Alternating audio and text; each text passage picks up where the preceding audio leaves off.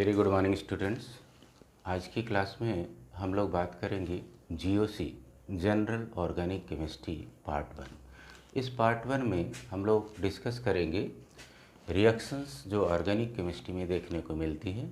उन रिएक्शंस में किस तरह से रिएक्शन के जो पार्टिसिपेंट्स हैं वो रोल प्ले करते हैं और उनमें बेसिक फैक्ट्स क्या होते हैं, रिएक्शन होने के लिए बेसिक मैकेनिज़्म के लिए ज़रूरी चीज़ें क्या हैं, इन सभी बातों पर हम लोग डिस्कस करेंगे। तो let us start GOC part 1। सी, अगर हम लोग बात करें एक ऑर्गेनिक रिएक्शन की, तो किसी भी रिएक्शन के लिए अगर देखें तो a reaction has two part. Reaction has two part. किसी भी रिएक्शन में हमेशा दो पार्ट देखने को मिलते हैं। नंबर 1 जो पार्ट है that is called reactant. First part को हम क्या बोलते हैं? रिएक्टेंट बोलते हैं। और वो रिएक्टेंट कन्वर्ट होता है प्रोडक्ट में, दैट इज सेकेंड पार्ट। तो प्रोडक्ट हम लोग सिंपली बेसिक रूप से सभी यही जानते हैं कि reactant is converted into product. तो दो पार्ट हो गए, रिएक्टेंट और प्रोडक्ट्स। तो रिएक्टेंट्स यहाँ पर होते हैं, लेकिन अगर हम देखें तो इस रिएक्टेंट में अकेले एक रिएक्टेंट ना हो करके जनरली दो पार्ट में होता है। One is called substrate and other is called attacking reagent. attacking reagent attacking reagent This attacking reagent is also known as simply reagent. अब अगर हम यहाँ देख रहे हैं कि जो हमारा सबस्ट्रेट है वो रिएक्टेंट का ही एक कैटेगरी है। Substrate is also type of reactant and attacking reagent is another type of reactant.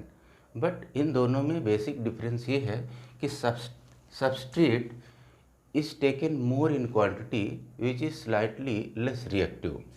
So substrate is lesser reactive and more in quantity. It is lesser in reactivity,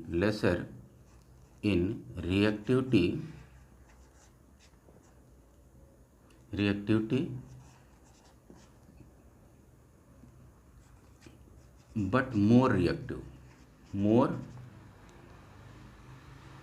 in quantity, but more in quantity. ये quantity में ज़्यादा होता है, reactivity में थोड़ा कम होता है। यहाँ पर अटैकिंग रिएजेंट की अगर हम बात करते हैं, this is lesser in quantity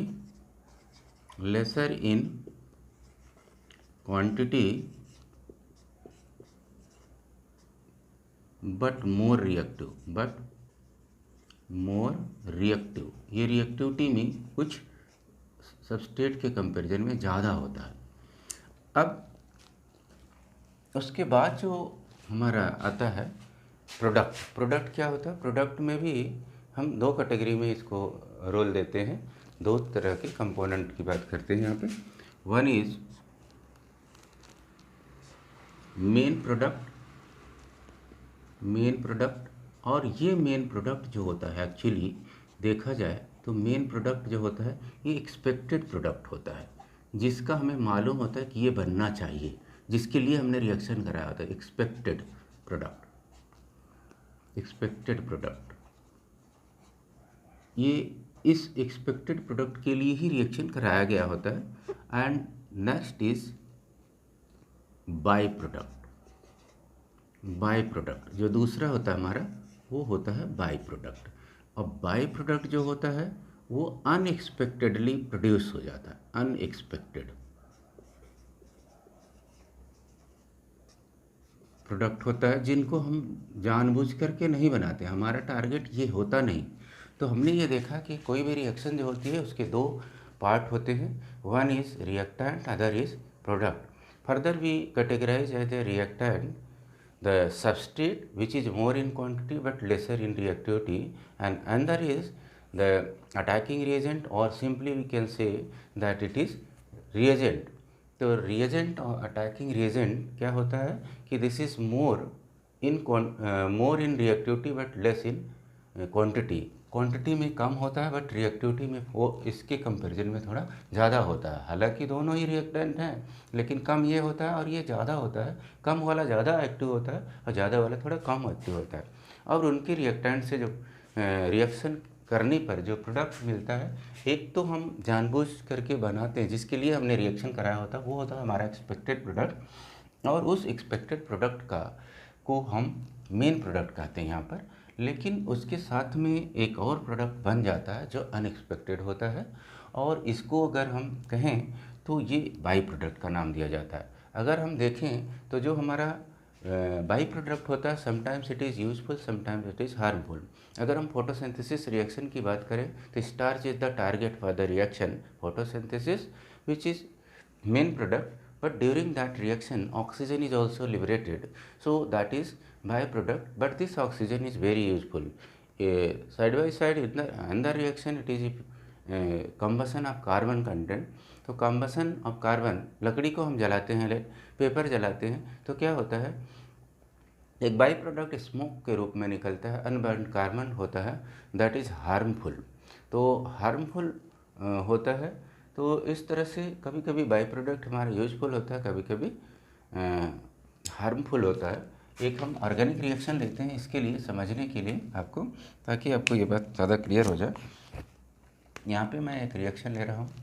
देखिए यहाँ पे हम रिएक्टेंट के रूप में ले रहे हैं C2H5Cl प्लस KOH। ये KOH हमने लिया एक्वस कंडीशन में।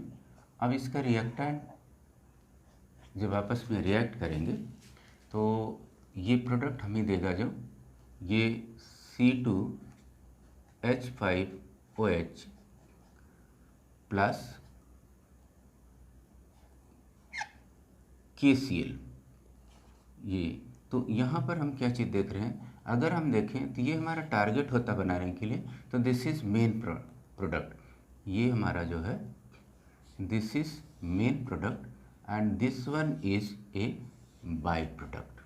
Similarly this is what, this is a substrate and this one is attacking reagent. तो इस तरह से हमने ये देख लिया कि अटैकिंग रिएजेंट क्या होता है, रिएक्शन क्या होती है, और उसमें किस तरह से इनका रोल क्या होता है। अब हम लोग बात करेंगे कि जो रिएक्शन हो रही है उसके लिए सबसे इम्पॉर्टेंट बात जो होती है, कोई भी रिएक्शन होने से पहले सबसे इम्पॉर्टेंट बात यह है कि रिएक्शन में सबसे पहले जो बॉन्ड्स होते हैं वो old bonds are broken down and after that new bonds are produced. When attacking reagent approaches to a substrate, in that condition initially the substrate starts breaking down, its covalent bonds are broken down, and after that new bonds are produced by the combination of attacking reagent. So आइए देखते हैं कि इसमें उस समय क्या होता है। बॉन्ड ब्रेकिंग को हम सिंपली बोलते हैं बॉन्ड फिजन। तो बॉन्ड फिजन का क्या रोल होता है और उसका जो रिजल्टेंट प्रोडक्ट होता है वो किस तरह से वर्क करता है और हम उसे क्या कहते हैं। तो यहाँ हम बात करेंगे बॉन्ड फिजन या क्लीवेज, और साथ ही साथ उस बॉन्ड फिजन से जो रिजल्ट मिलता है और उसकी कैटेगरी बॉन्ड फिजन की क्या होती है वो हम बात करेंगे। तो हम कहते हैं कि bond fission, covalent bond, generally जो रिएक्शंस होती हैं वो कोवैलेंट होती हैं। तो bond fission is also known as cleavage, bond fission या फिजन को हम सिंपली क्लीवेज भी लिखते हैं, क्लीवेज, या फिर हम इसे कह सकते हैं ब्रेकिंग, बॉन्ड की ब्रेकिंग। अब ये क्यों हमें जानना इम्पोर्टेंट है बॉन्ड की ब्रेकिंग, क्योंकि इसके बिना बॉन्ड के ब्रेक हुए नए कंपाउंड का बनना मुश्किल है, डिफ़िकल्ट टास्क है। तो इसलिए बॉन्ड का ब्रेक होना इम्पॉर्टेंट है। और ब्रेकिंग का जो कैटेगरी है वो भी बॉन्ड की ब्रेकिंग कोवैलेंट बॉन्ड के नेचर पे डिपेंड करता है। आइए देखते हैं कि ये बॉन्ड का फिजन जो है कितने तरह से पॉसिबल होता है। ये हमारा जो बॉन्ड फिजन है वो कितने तरह से हो सकता है उसके बारे में हम लोग जिक्र कर रहे हैं। Number one category is homolytic bond fission. Homolytic bond fission, and second one is heterolytic bond fission. Heterolytic bond fission। तो होमोलिटिक और हेटेरोलिटिक बॉन्ड फिजन क्या होता है, सबसे पहले ये देखते हैं। देखिए यहाँ पर होमोलिटिक नाम से ही मालूम है, homolytic means, lytic means breaking, homo means equal. तो अब इसका क्या मतलब हुआ कि अगर हम बात करते हैं होमोलिटिक बॉन्ड फिजन की,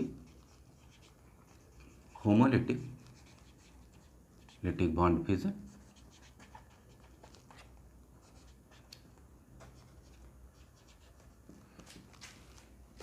अब ये क्या होता है, this is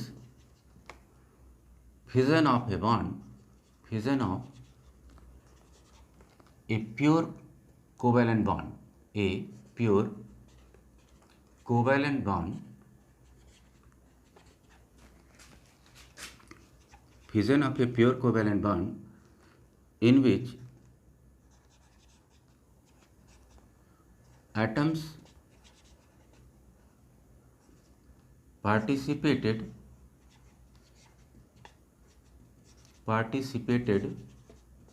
have equal electronegativity,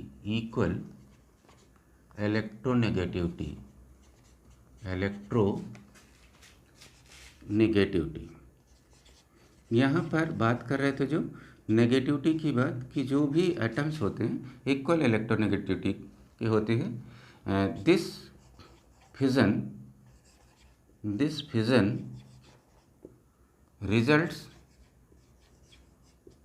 the formation of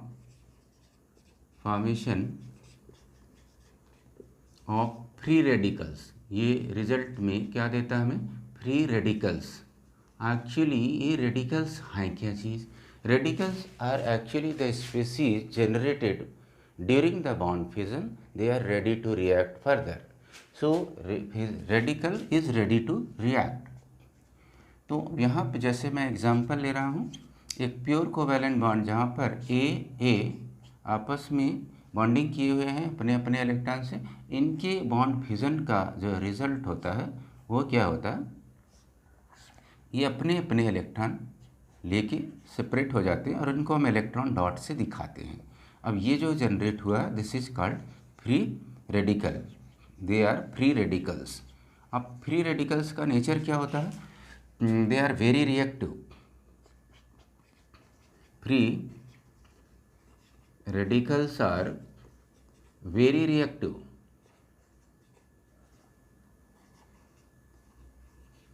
free radicals are very reactive. Radical का जो अगर आप मीनिंग सिंपली देखना चाहें तो they are ready to react. अगर हम बात करें ready to react, radicals are ready to react, they are just freed from a bond. Covalent bond के जस्ट ब्रेकिंग के बाद जो जनरेट होता है वो होता है radical.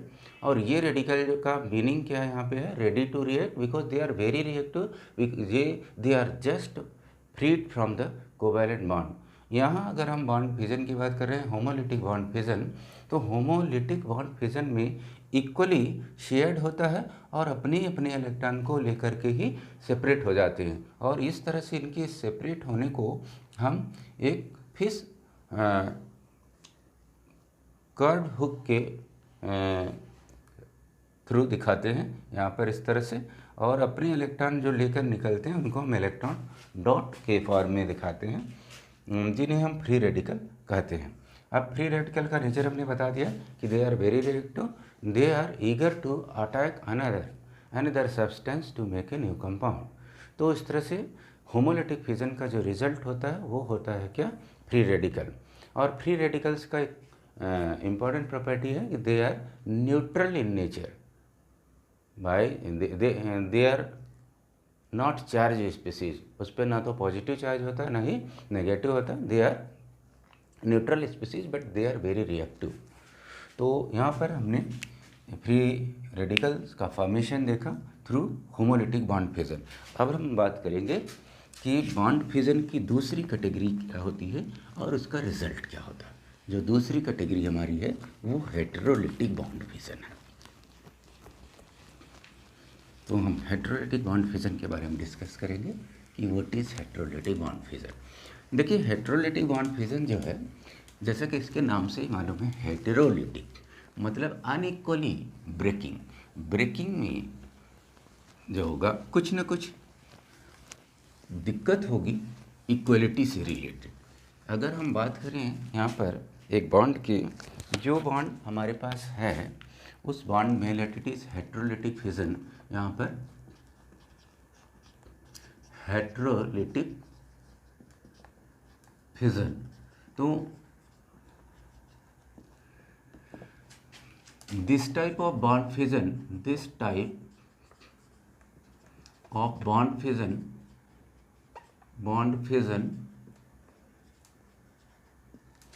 takes place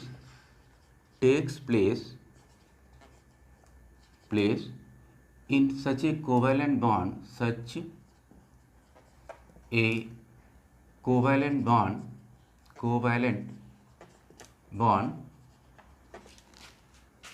where participating atoms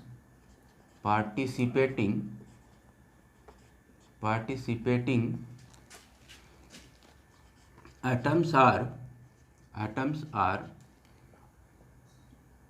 unequal in their electronegativity। इनकी जो इलेक्ट्रोनेगेटिविटी होती है,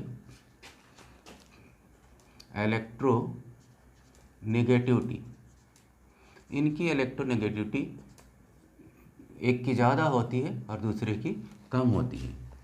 generally such bonds are polar, such bonds are polar in nature। Polar nature होने के नाते एक पर पॉजिटिव चार्ज दूसरे पर नेगेटिव डेवलप हो जाता है। पोलर इन नेचर, ऐसे बॉन्ड्स जो होते हैं ये पोलर होते हैं।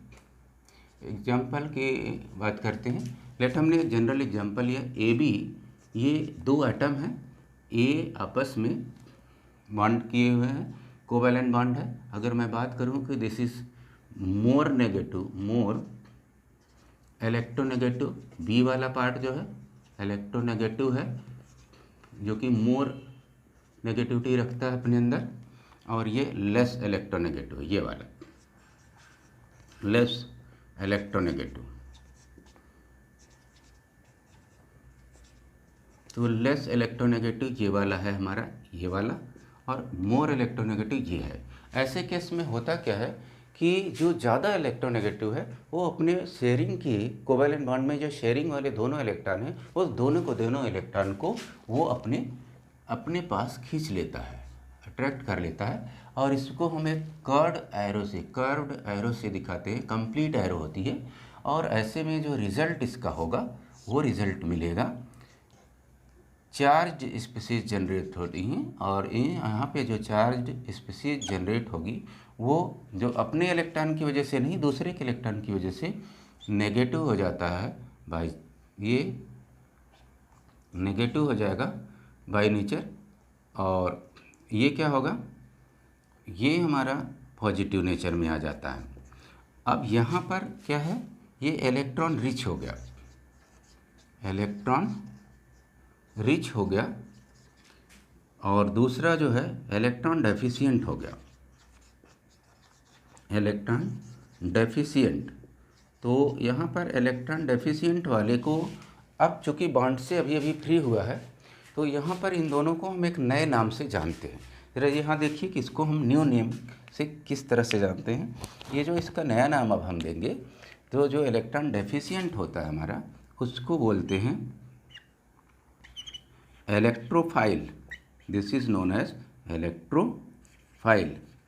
File means to love, it is electron loving because it has need of electron because its electron is lost. इसका इलेक्ट्रॉन खो चुका है, इसलिए अब इसको इलेक्ट्रॉन की ज़रूरत है. So it is electrophile, deficient in electron it is, and it is electron rich, so it has more electrons, so it is nucleophile. It will give electron to someone to make bond. So this is called nucleophile. This one is nucleophile.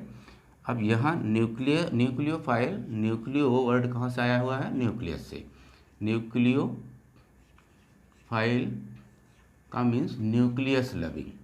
Nucleus loving, nucleus loving का meaning क्या हुआ?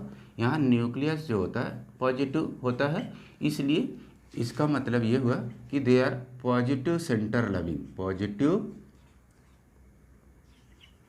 Centre loving means कि they will go to attack to that center in carbon compound where positive charge is there because they are electron rich, so they will go to give the electron and make a new bond.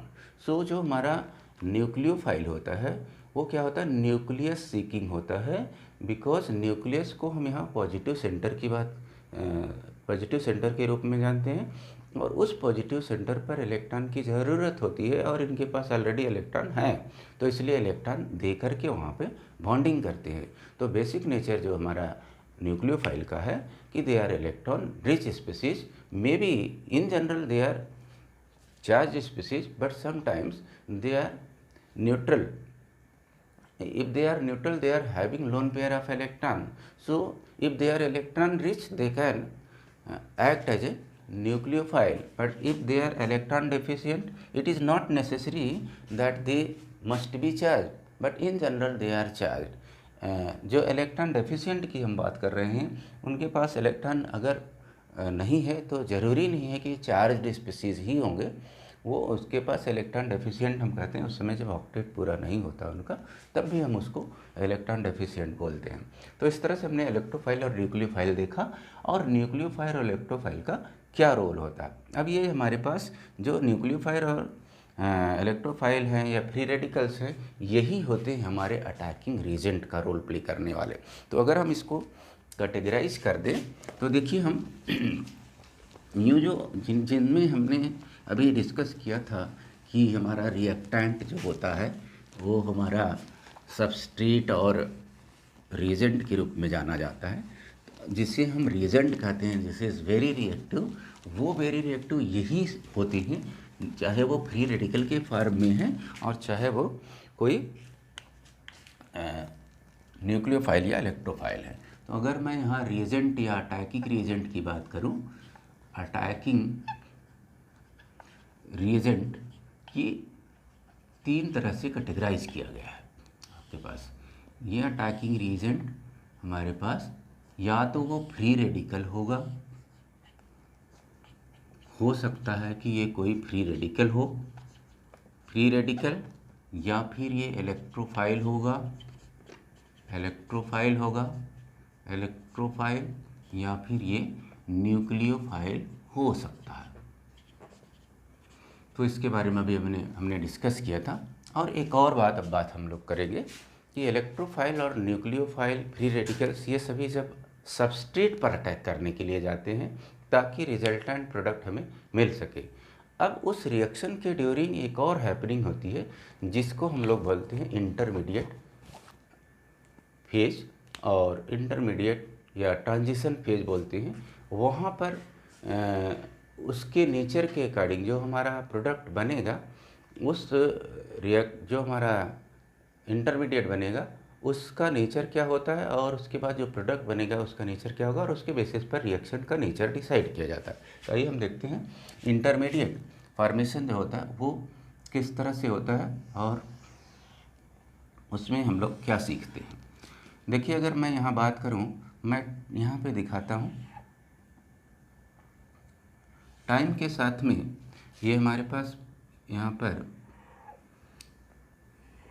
Product formation आता है, जो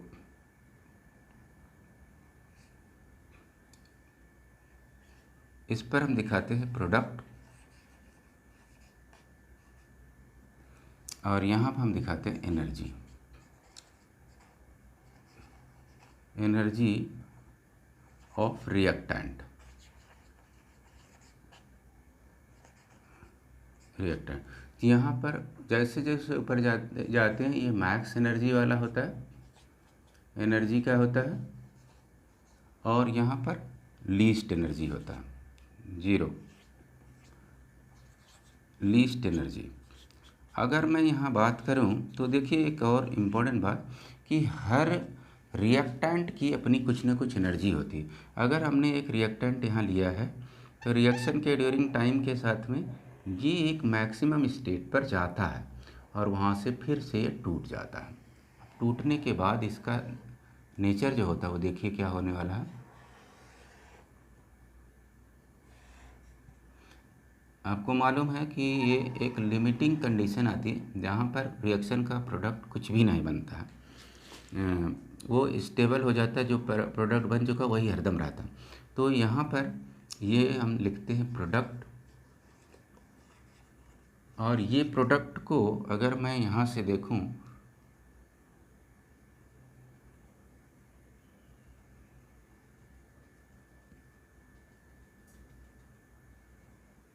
तो ये देखिए ये हमारा reactant था, reactant यहाँ था, मैं यहाँ दिखाता हूँ इसको आपको। यहाँ पे ये रिएक्टेंट है, इसे ए से डिनोट करते हैं। ये हमारा रिएक्टेंट है जिसकी इवन एनर्जी है, और इवन एनर्जी है, लेकिन जो हमारा प्रोडक्ट है ये प्रोडक्ट की जो एनर्जी है क्या है, ये E2 एनर्जी, ये जो है ये एनर्जी है, ये E2 एनर्जी पर है। तो E2 एनर्जी यहाँ पर हम क्या चीज़ देख रहे हैं, कम है। Hair E2 is less than E1, तो E2 is less than E1 अगर हम बात करें तो क्या होगा कि इनके बीच में जो एनर्जी का डिफरेंस ये वाला आ रहा है, ये वाला, ये एनर्जी का जो डिफरेंस है डेल्टा E, ये हमारे पास मिल रहा है E2 minus E1 equals minus delta E। ये माइनस में आ जाएगा, माइनस डेल्टा E है जो कि कम है, मतलब कि ये प्रोडक्ट जो है कम एनर्जी पर एग्जिस्ट करता है। ऐसे केस में जो अब रिएक्शन होगी ये होती अपनी एनर्जी को रिलीज करता है तो एक्सोथर्मिक रिएक्शन होगा, एक्सोथर्मिक होता है। लेकिन अगर ये थोड़ा सा ये और यहाँ पर देखिए ये ट्रांजिशन स्टेट जो है, ये जो स्टेट है ये इसको बोलते हैं इंटरमीडिएट, इंटरमीडिएट या ट्रांजिशन स्टेट बोलते हैं, ट्रांजिशन, ट्रांजिशन स्टेट। ये इंटरमीडिएट जो होता है ट्रांजिशन स्टेट देता है, बहुत ही शॉर्ट ड्यूरेशन का होता है और हाई एनर्जी वैल्यू का होता है, very high energy value, very high, very high energy contain करता है और ऑटोमेटिकली ये प्रोडक्ट में कन्वर्ट हो जाता है। तो इस तरह से हमारा जो इंटरमीडिएट है प्रोडक्ट में कन्वर्ट होने के ड्यूरिंग प्रोडक्ट की स्टेबिलिटी जो होती है इस बात पे डिपेंड करेगी कि वो कितना मिनिमम एनर्जी पर होता है। इसके लिए वो क्या होता है कि अपने रिएक्टेंट से अगर लो एनर्जी पर एग्जिस्ट करता है तो अपनी एनर्जी को रिलीज करना होता है, तो उसको बोलते हैं एक्सोथर्मिक रिएक्शन, जैसा कि इस केस में ए जो है कर रहा है। लेकिन यहीं पर एक हम ले लेते हैं दूसरा सब्सटेंस, उसको अगर मैं बी के रूप में जान लूँ, एक बी हमने लिया और उसका प्रोडक्ट ले लेता हूँ। देखिए हम यहाँ पर एक ले लेते हैं, एक बी हमारे पास है सब्सटेंस, और बी भी अपनी रिएक्शन के लिए जा रहा है। देखिए कैसे जा रहा है, ये यहाँ से जाके अब ये देखिए ये हमारे पास पहुँच जाता है, ये प्रोडक्ट बन गया। तो बी का जो प्रोडक्ट बन रहा है, अब रिएक्टेंट की इनिशियल जो प्रोडक्ट था उससे अगर हम देखें तो इस बी को मैं यहाँ से दिखाता हूँ, देखो बी हमारे पास यहाँ है, यहाँ ऐसे, तो ये बी जो है इसका हाई स्टेट पे तो जा रहा है, लेकिन अब इससे कहीं थोड़ा सा हाई एनर्जी पर एग्जिस्ट करता है। अगर देखें तो ये देखिए, ये यहाँ से जा रहा है, तो इसमें इतना डिफरेंस आ रहा, मतलब कि ये जो हमारा रिएक्टेंट है उससे थोड़ा हाई एनर्जी पर E3 पर एग्जिस्ट कर रहा है। E3 डैश कर देते हैं, इसकी E3 एनर्जी दे देते हैं। तो अगर मैं यहाँ ये कहूँ कि E3 डैश जो है यहाँ पर, E3 dash is more than E3, तो ऐसे केस में हमारे पास जो एनर्जी है यहाँ पर क्या होगा, अगर मैं डेल्टा E की बात करूँ तो delta E is E3 dash minus E3, जो कि पॉजिटिव नेचर का होगा। पॉजिटिव नेचर का मतलब अब उसको एग्जिस्ट होने के लिए आसपास से एनर्जी लेना होगा, तब जाके एग्जिस्ट करेगा, मीन्स उसको बोलेंगे एंडोथर्मिक रिएक्शन। इस तरह की रिएक्शन जो होती है एंडोथर्मिक रिएक्शन होती हैं। तो इस तरह से जो ग्राफिकल रिप्रेजेंटेशन हमने दिखाया है एक रिएक्शन के लिए, उसमें क्या होता है कि रिएक्शन जो हमारा होता है वो एक इंटरमीडिएट फॉर्मेशन करता है जिसको हम ट्रांजिशन स्टेट बोलते हैं, और इस ट्रांजिशन स्टेट में हाई एनर्जी वैल्यू होती है, और इस हाई एनर्जी पर कोई भी मैटर जब एग्जिस्ट करता है तो वो ज़्यादा देर तक रुक नहीं पाता, ऑटोमेटिकली वो प्रोडक्ट में कन्वर्ट हो जाता है। अब प्रोडक्ट जो एग्जिस्ट करेगा वो रिएक्टेंट से कम एनर्जी पर अगर एग्जिस्ट करता है तो उसे अपनी एनर्जी को रिलीज करना होता है, एक्सोथर्मिक रिएक्शन होती है। और अगर उसे एग्जिस्ट होने के लिए एनर्जी आसपास से लेना पड़ता है, और ऐसे केस में वो एंडोथर्मिक रिएक्शन होती है। तो इस तरह से हमने आज की क्लास में ये सीखा कि किसी भी ऑर्गेनिक रिएक्शन में सबसे इम्पॉर्टेंट पार्ट क्या होता है कि उसके रिएक्टेंट क्या होते हैं जो, और प्रोडक्ट क्या होते हैं। रिएक्टेंट में हमने देखा कि जो रिएक्टेंट होते हैं सबस्ट्रेट और अटैकिंग रिएजेंट के फॉर्म में देखे गए। उसके बाद प्रोडक्ट मेन प्रोडक्ट और बाई प्रोडक्ट के फॉर्म में थे। उसके बाद हमने बॉन्ड फ्यूजन के बारे में देखा कि बॉन्ड फ्यूजन हमारा बॉन्ड फ्यूजन की कैटेगरी दो होती है, होमोलिटिक और हेटेरोलिटिक। होमोलिटिक का जो कैटेगरी होता है उसका रिजल्ट होता है फ्री रेडिकल फॉर्मेशन, जो कि न्यूट्रल स्पीसीज होते हैं बट रिएक्टिव होते हैं। हेटेरोलिटिक का जो रिजल्ट होता है उस रिजल्ट में हमारे पास जो मिलता है वो हेटेरोलिटिक से स्पीसीज जनरेट होती हैं, इलेक्ट्रोफाइल और nucleophile. They are generally charge species, या तो वो पॉजिटिव चार्ज की होंगी या नेगेटिव की होंगी।